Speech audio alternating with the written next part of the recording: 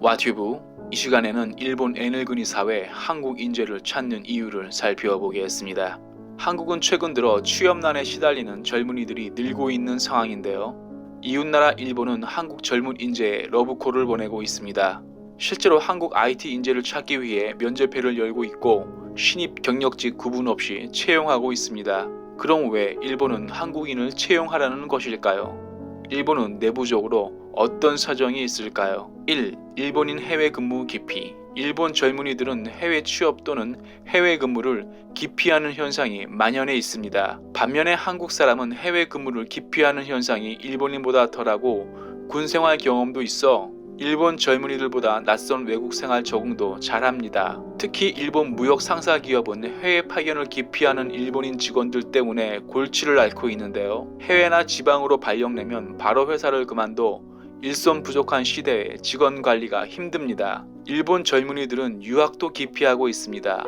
반면 한국은 유학 설명회 가면 인사한 1회를 이루는 경우가 대부분이고 실제로 미국 유학생 수 나라별 순위는 늘 손가락 안에 들고 있습니다. 한국인은 외국어도 일본인보다 잘해 일본 회사에 취업해서 해외 근무하는 경우도 있습니다. 일본 젊은이들은 자국 일본보다 생활 여건이 잘 갖춰진 나라는 찾기 힘들어 해외 근무를 기피하는 경향이 있습니다. 한국인 해외여행 만족도에서 일본은 늘 상위에 있는 것과 일맥상통합니다.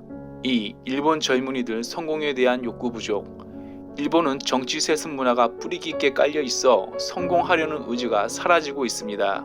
실제로 아베 신조 총리 외할아버지 기시 노부스케는 일본 평화헌법을 개정한 총리 출신이고 위안부 사과성명 고노다마로 알려진 고노 요헤이 전 관방장관 아들이 고노다로 현 일본 외무상입니다. 이렇게 일본은 정치 세습 문화가 깔려 있어 일본 젊은이들은 정치에 관심 없고 도전하려는 의지가 약합니다.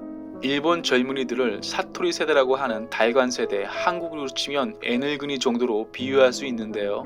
이들은 가늘고 길게 사는 인생을 선택하고 있습니다. 즉 어차피 성공하지 못할 테니 도전하지 않습니다. 실례로 일본은 자유와 아르바이트 합성어 프리터족이라 불리는 젊은이들이 줄지 않고 있습니다. 프리터족은 생계 유지를 위해 단기 아르바이트를 하고 남는 시간에 자기가 좋아하는 일을 하는 사람을 말합니다.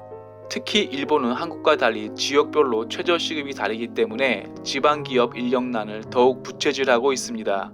실례로 2019년 도쿄 상공리서치가 발표한 통계를 요약하면 일할 사람이 없어 폐업하는 지방공장은 무려 400개가 넘어 충격을 주고 있습니다. 3. 생활 방식이 비슷하다. 일본과 한국은 같은 자유민주주의 체제를 유지하면서 고전을 공유하는 나라입니다. 반면 중국은 고전을 공유하지만 공산주의 체제라서 일본 기업들이 꺼립니다.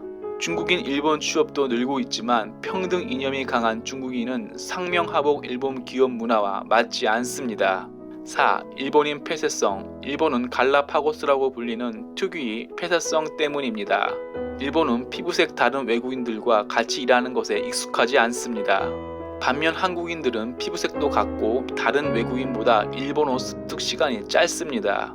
일본이 한국 인력을 찾는 이유는 일본 경제 상황이 좋고 일본 인구가 줄어드는 이유도 있지만 일본 젊은이들이 좀처럼 도전하지 않는 이유가 제법 큽니다.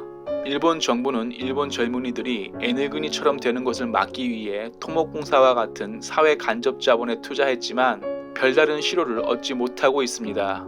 현재 일본은 인력난으로 한국 인력을 찾고 있습니다만 한국도 일본처럼 에너그니 사회를 안심할 수 없습니다.